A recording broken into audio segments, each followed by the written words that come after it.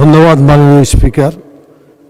এই সংসদে প্রথম বক্তব্য দিতে পারার জন্য আল্লাহ তাআলার শুকরিয়া আদায় করছি আলহামদুলিল্লাহ, এবং সেটা বাংলাদেশের মাননীয় প্রধানমন্ত্রীর প্রশ্নের সম্পূরক প্রশ্ন হিসাবে। খুবই গুরুত্বপূর্ণ একটি প্রশ্ন।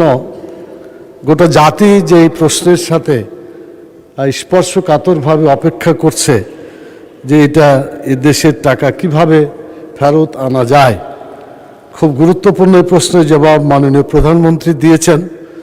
আমার সম্পূরক প্রশ্ন হচ্ছে যে যারা এই টাকাগুলো বিদেশে পাচার করেছে তারা তো বাংলাদেশেই আছে, অথবা বাংলাদেশ থেকে বাইরে কোথাও আছে, যেটা আমাদের কূটনৈতিকদের যারা বিদেশে অ্যাম্বাসেডার আছে তাদের মাধ্যমে তাদেরকে আমরা চিহ্নিত করতে পারি। আমার প্রশ্ন মাননীয় প্রধানমন্ত্রীর কাছে, ওনার কার্যালয়ে যারা যারা টাকা পাচার করেছে তার কোনো তালিকা ইতিমধ্যে তিনি প্রস্তুত করতে পেরেছেন কি না?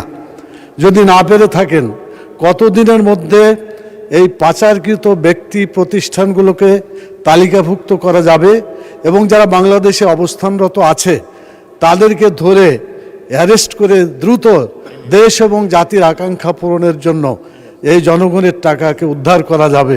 এই উদ্যোগ তিনি কতদিন নাগাদ নিতে পারেন আমি মাননীয় প্রধানমন্ত্রীর কাছে জানতে চাই। শুক্রিয়া, থ্যাংক ইউ। মাননীয় প্রধানমন্ত্রী। মাননীয় স্পিকার এবং মাননীয় সংসদ সদস্য, আপনাকে ধন্যবাদ এই প্রশ্নটি করার জন্য। প্রথমত, এই অন্যায়ের সাথে যারা জড়িত তাদের লিস্ট করার দায়িত্ব প্রধানমন্ত্রীর কার্যালয়ের নয়, এটি লিস্ট করার দায়িত্ব সরকারের সংশ্লিষ্ট বিভাগ আছে, তারা এটি লিস্ট করছে। দ্বিতীয় বিষয়টি হচ্ছে মাননীয় সংসদ সদস্য, মাননীয় স্পিকার, এটি বর্তমান সরকার একটি নির্বাচিত সরকার।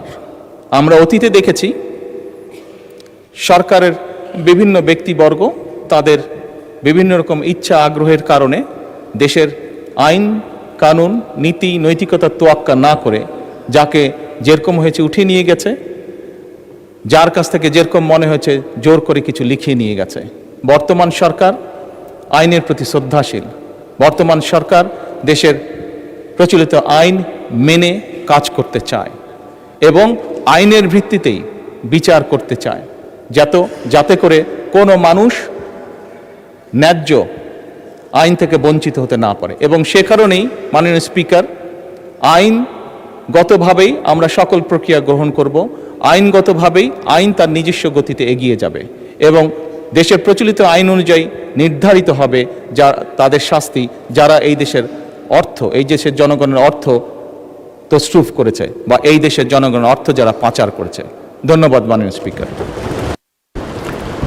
ধন্যবাদ।